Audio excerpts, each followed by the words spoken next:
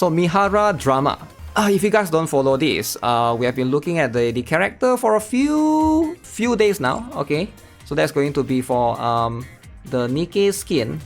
So the main issue with this skin is a lot of people feel scammed because what was being shown in the preview, you don't really get the other pose that you can to set in the home page, right?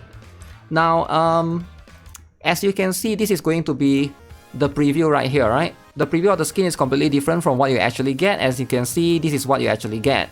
So you just look at her face. So you are a Mihara face starer, alright? You are looking at Mihara's face. Now, is it wrong to look at the face? I don't think there's anything wrong with it, right? But I think most Gunner gamers, alright, let's just say it, like Gunner gamers are here for more than the face, right? The face is cool, but you need more than just a face, alright? If you only got the face, then I think people, Gunner gamers, they feel like they got scammed, right? That's just how it is. Complete false advertising. Wish I knew what it actually looked like before I bought it. I think this is fair. This is definitely a fair, valid criticism. They should definitely be able to see what they are going to get, right? So when you are getting this, just the face right here, filling up the entire screen, yeah, I think that's going to be one main issue that we have with these skins, and it's not cheap, right? It's $50. They should make it so you can swap between the two skins to make it more like a premium skin. I feel like that's going to be that's probably what makes the most sense, so that you get more out of it, right? But will they ever do that? I'm not too sure. That's what Brandas 2 started doing recently. I wonder if Nikke's popularity starts to dwindle, Shift Up hits the 17+ rating. Yeah, like that could be a thing, right? They should have just raised it, to be honest, or made 2 versions. So is it they cannot put this because they are not 17+? Because if you do this is 12+, right? This is like for kids. Kids can look at this. But if they change to something like this on your home screen, then kids cannot. So alongside with that, there's going to be a few different essays. Okay, what's up with Mihara bonding chain? Is Mihara worth it? I don't feel Mihara kit as an overspec.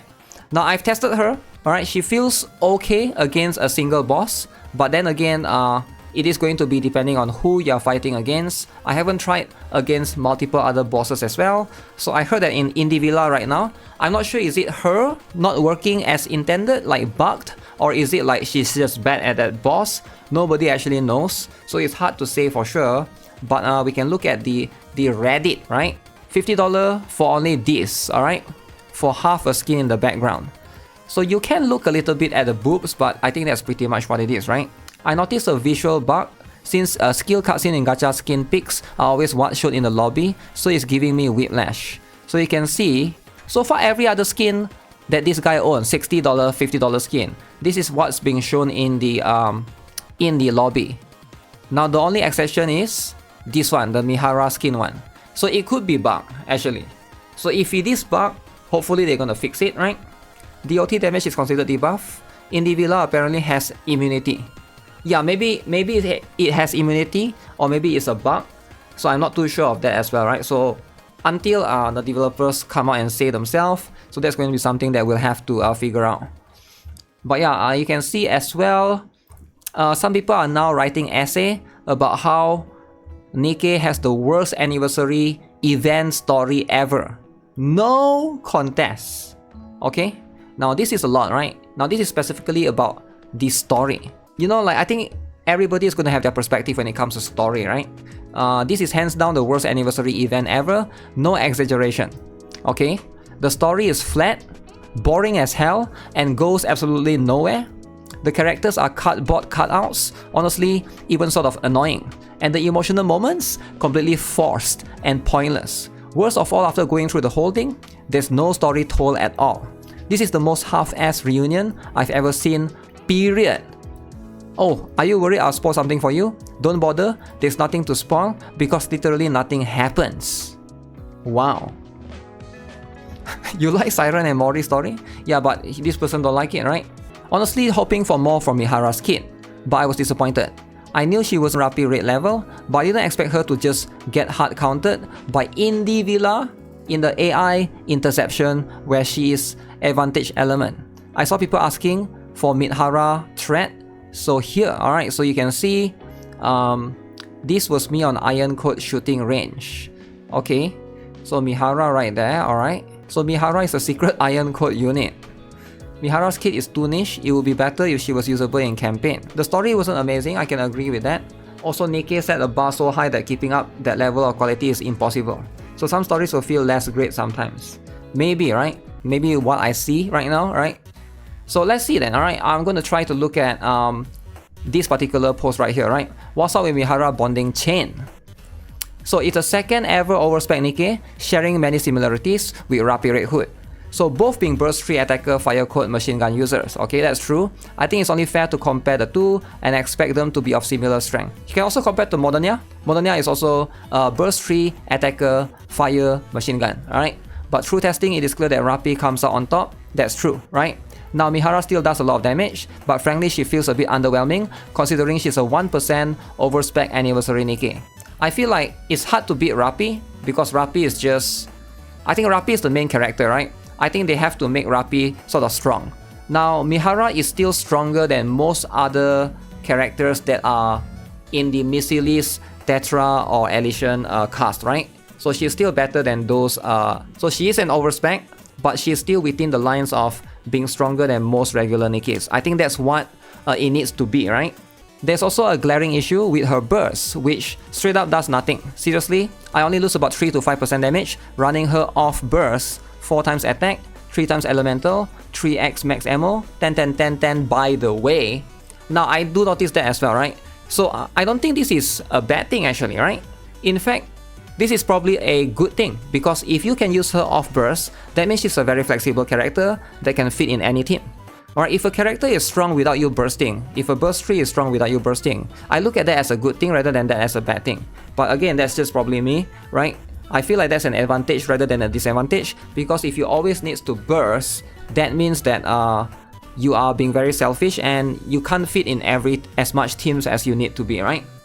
Some people are saying that she's bugged. I noticed a lot of people saying this as well, but I've yet to investigate what was being said. Again, most people are just testing for Indie Villa. For me, it's like I'm more of a Kraken believer, right? I prefer to attack Kraken than Indie Villa. I think Indie Villa is a waste of time. Personally, right, for me, where I am, I don't really need anything other than rocks. I need more rocks, right? My rocks are running out constantly. But if you need to fight Indie Villa, then just fight Indie Villa, right? And even if Mihara power creep Rapi a little bit, right? Let's say she's doing a little bit of, let's say she's doing 5% more damage than Rapi. Rapi is still going to be better because number one, Rapi is has 2 elements, right? So Mihara is fire, but Rapi is actually strong against 2 elements. So there's going to be that as well. So I feel like maybe that's how people are looking at it, right? On top of this, sustained damage is for whatever reason considered a debuff, which Indie Villa dispels, making her useless in anomaly interception. Now, I can see that, right?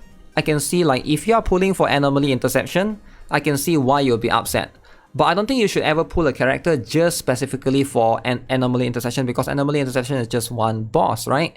So yeah, this is something that I do think it's sort of fair in a way, right? It's hard to like please and try to make sure that maybe this is something that they did overlook as well, right? Rapi should stay Wapi. I had honestly expected her single target DPS to outperform Rapi. Now again, this is like an expectation right here from this particular user. So if you have this kind of expectation, I can see why you would be disappointed, right? So this is a very high expectation right here, right? Rapi has tons of other things going for her, namely serving as a burst 1 as well, being dual element, having amazing AoE, which makes her best in slot for campaign, bar none. Mihara on the other hand, specializes in one thing, and one thing only, which is single target sustained DPS. Yet Rapi still performs better in that area too. Either this is an oversight on Shift Out's part, or they will buff her burst to compensate, or because Rapi is everybody's wife and won the popularity poll. I do think this is probably more of the...